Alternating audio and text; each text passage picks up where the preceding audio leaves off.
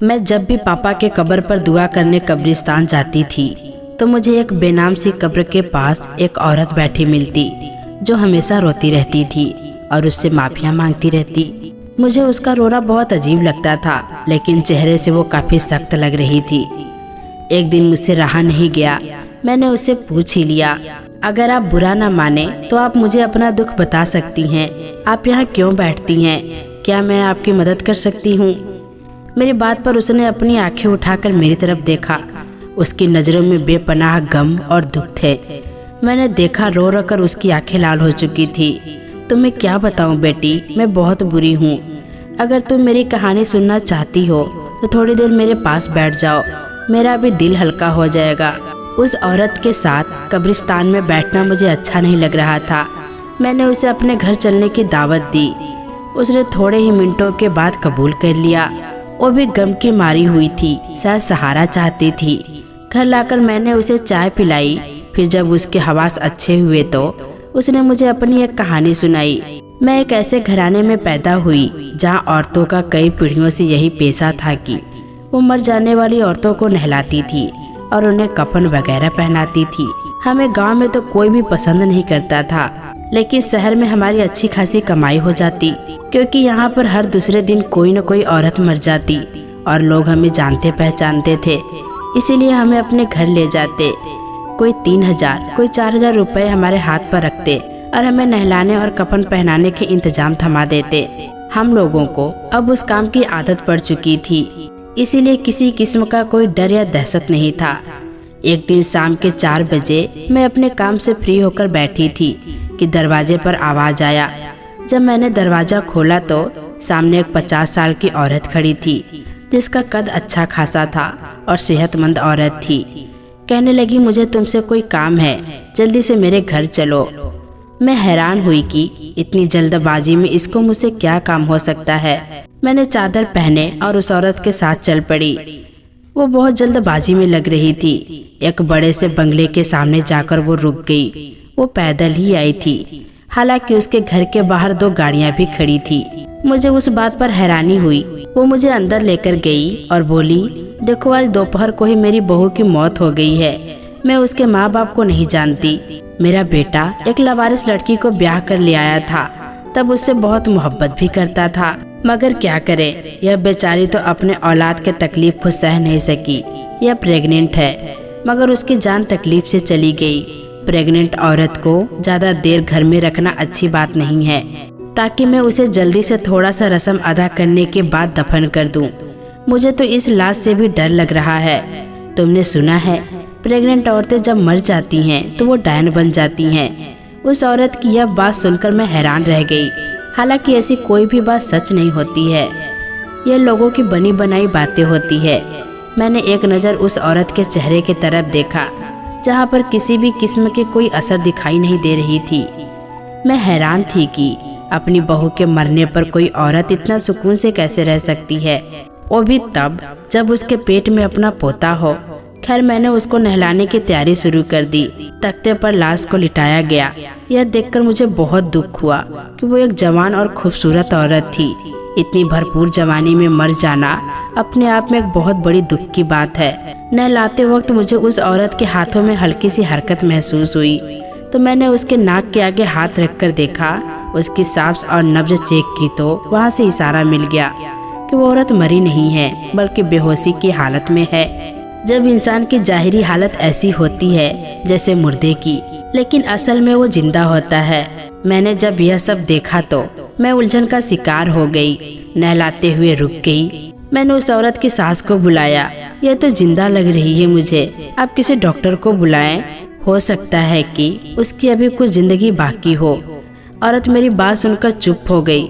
नहीं, तुम्हें मुझे राय देने की जरूरत नहीं है, तुम्हें जो कहा है वही करो। उसकी बात सुनकर मैं समझ गई कि यह कोई सोची समझी साजिश है, वरना जवान औरत यूं मौत के मुंह में नहीं जा सकती। मैंने उसे नहलाने और दफन पहनाने से इनकार कर दिया। तब उसकी सास जल्दी से दूसरे कमरे में गई। लाल रंग की एक थैली लाई जिसमें 50,000 के नोट थे। उस वक्त मुझे पैसों की बहुत ज्यादा जरूरत थी। सिर्फ पैसों से तो कोई भी बिक सकता है। मेरा भी ईमान डगमगा गया। मैं उस औरत की बात समझ गई। मैंने वो पैसे अपनी जेब में रख लिए। यह पैसे मैं अपने दामाद को देना चाहती थी, जो कब से मुझसे मोटरसाइकिल मांग रहा था। इसी वजह से मेरी बेटी के घर में भी सुकून नहीं था। पैसे लेकर मुझे इत्मीनान हो गया कि मैं अब अपनी बेटी को पैसे दे दूंगी तो उसका मसला हल हो जाएगा। मैं दोबारा उस औरत को नहलाने लगी, मगर मेरा दिल भारी सा हो रहा था। मैंने उसे नहलाने के बाद कफन पहना दिया, मगर मेरा दिल जोर जोर से धड़क रहा था। मैं ज़्यादा देर वहाँ नहीं रुकी और घर से निकल गई। उस घर के करीब एक कब्रिस्तान था, जो उन लोगों का खानदानी कब्रिस्तान लगता था। मैं उसे दहशत से देखती घबरा गई, मगर मुझे बिस्तर पर लेटने के बाद भी नींद नहीं आ रही थी। थोड़ी देर के बाद मेरी बेटी आई। मैंने उसे अपनी भारी दिल से यह खुशखबरी सुनाई कि तुम्हारे 50,000 का बंदोबस्त हो गया है। अब तुम अपने पति को दे देना, वो मोटरसाइकिल ले लेगा और तुम्हारी भी जिंदगी आसान हो जाएगी। वो बोली, मम्मी आप इतने पैसे कहाँ से लेकर आई हैं? मैंने उसे हकीकत नहीं बताई। वो खुशी खुशी पैसे लेकर चली गई। लेकिन फिर शाम को जब मेरा पति आया तो मैं उसे यह बात छुपा नहीं सकी। वैसे भी वो भी मेरी तरह ही बिकाऊ और लालची था। उसे उन बातों से कोई फर्क नहीं पड़ता था। मैंने उसे जब यह बात बताई तो बातों बातों में मैंने उस औरत के जेवरात का भी जिक्र कर दिया कि उस औरत ने अच्छी खासी सोने की अंगूठियां पहनी हुई थी। उसकी सास उन्हें निकाल नहीं पाई और उसके साथ ही कफन पहनाने को कहा था।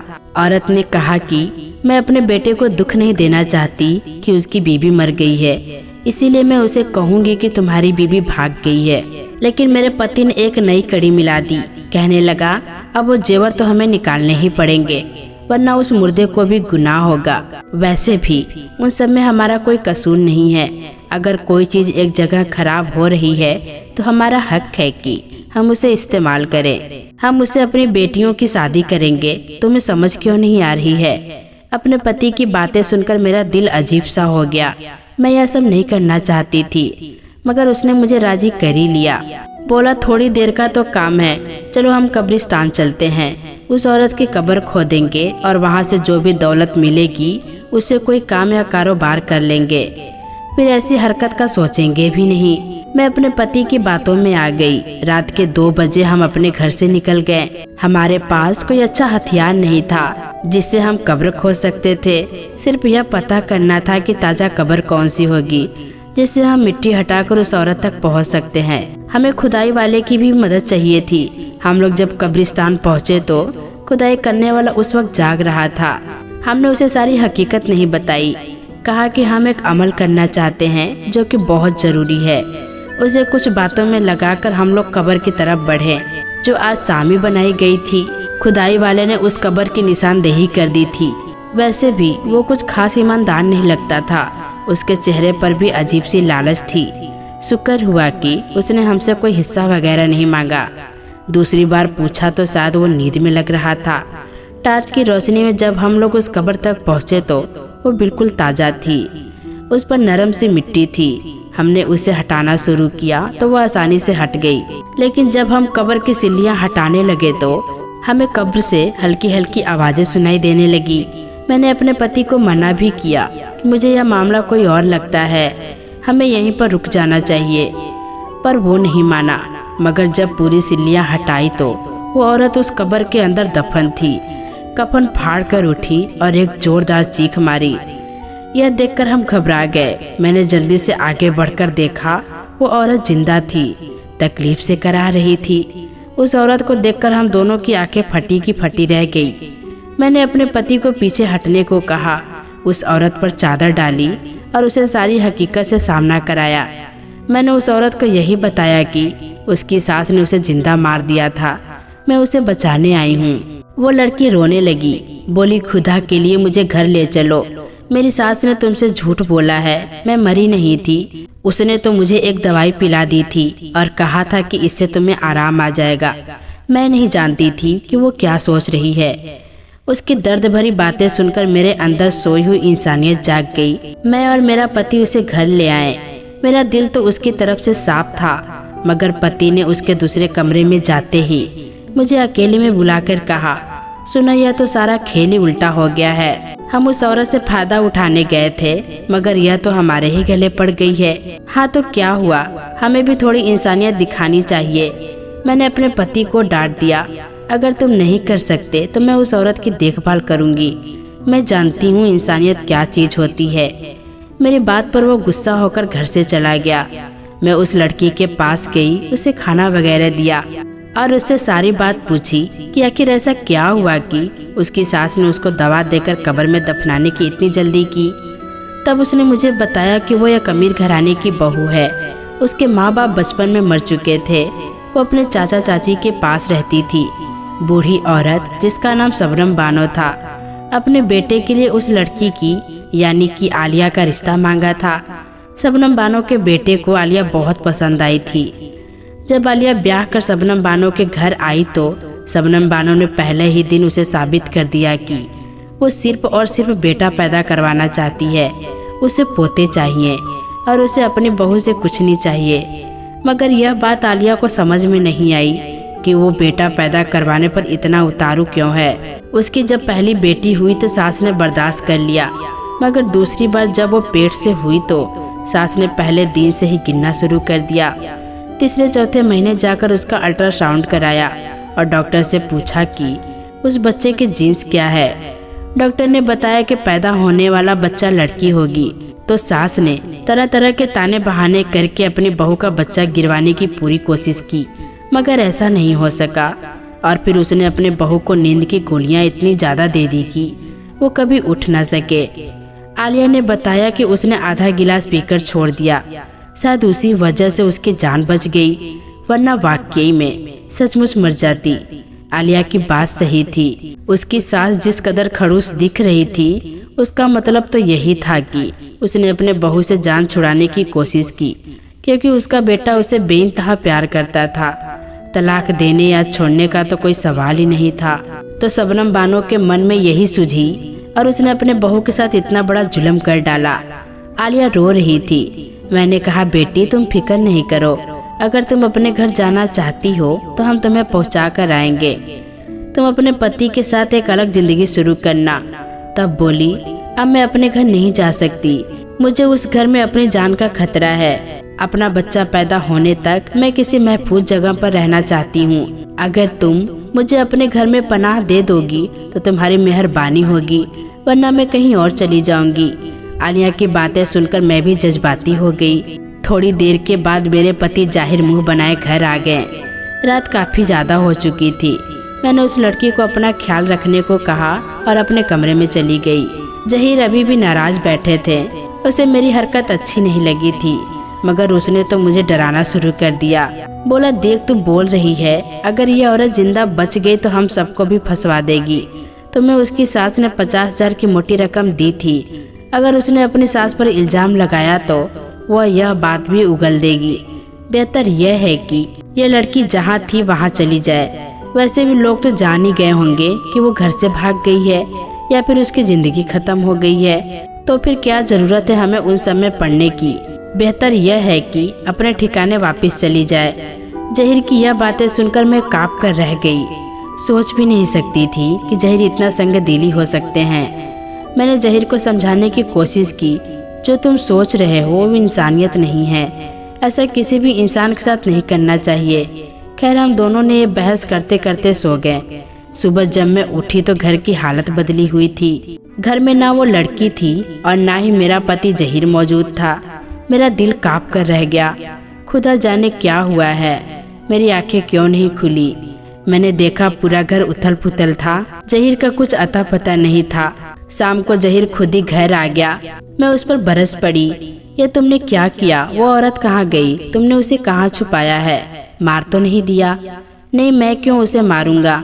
सुबह उठा तो देखा कि वो ठंडा पड़ी थी। उसका जिस्म अकड़ रहा था। मैंने सोचा कि उससे पहले कि हम पर कोई मुसीबत आए, मैं उस लाश को ठिकाने लगा आया हूँ। तुम समझती क्यों नहीं हो? ऐसे लाश को घर में रखना कोई अक्लमंदी की बात नहीं होती।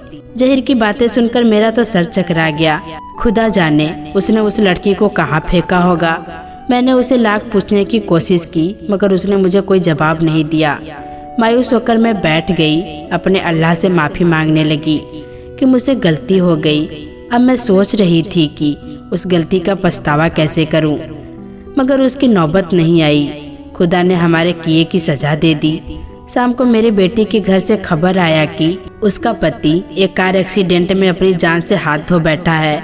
मेरा दामाद किराए की गाड़ी चलाता था, जिसकी वजह से उसकी आमदनी आती थी, मगर वो अपनी मोटरसाइकिल या कार लेना चाहता था ताकि वो अपनी आमदनी को बढ़ा सके।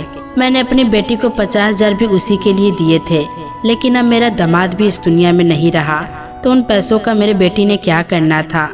मेरी बेटी का विधवा लिबास मेरे दिल को हिला कर रख दिया, मगर मेरा पति उन सब के बावजूद भी बाज नहीं आया। उसे तो एक काम मिल गया था, लोगों की बनी बनाई दौलत अपने हाथों से लूटने का। इसी वजह से मैंने अपने पति को छोड़ दिया। मैं अल्लाह की राह में दिन रात इबादत करती हूँ, उससे माफिया मांगती हूँ कि मेरे उस गुनाह को बख्श दे। मैंने मरी हुई कई औरतों को नहलाया है, कई औरतों का कफन तैयार किया है। मैं जानती हूँ अल्लाह ताला के अजाब से डरती भी हूँ। खुदा मेरे गुनाह को माफ़ कर दे। उस कब्र पर बैठकर उस औरत से माफ़ी मांगती हूँ, मगर मैं नहीं जानती कि मेरा रब मुझे माफ़ करेगा या नहीं। इतना कहकर वो औरत खामोश हो गई। मैं जानती थी कि उसका ज़मीर एक बोझ कभी हल्का नहीं होगा, क्योंकि जो जुल्म उसने किया था वो माफ़ी के लायक नहीं था। उसके दिल की तसल्ली के लिए कुछ तरीके बताएं और कुछ पाबंदी करने को कहा, और फिर उसे अपने घर से रुखसत कर दिया। उसके जाने के बाद मैं काफ़ी देर तक उसके बारे में सोचती रही। आज भी जब मैं उस औरत को याद करती हूँ तो मेरी आंखों में आंसू आ जाते हैं। तो दोस्तों, कैसी लगी ये कहानी कमेंट बॉक्स में ज़रूर बताइएगा। फिर मिलेंगे दोस्तों अगली वीडियो के साथ। तब तक के लिए अपना ख्याल रखना।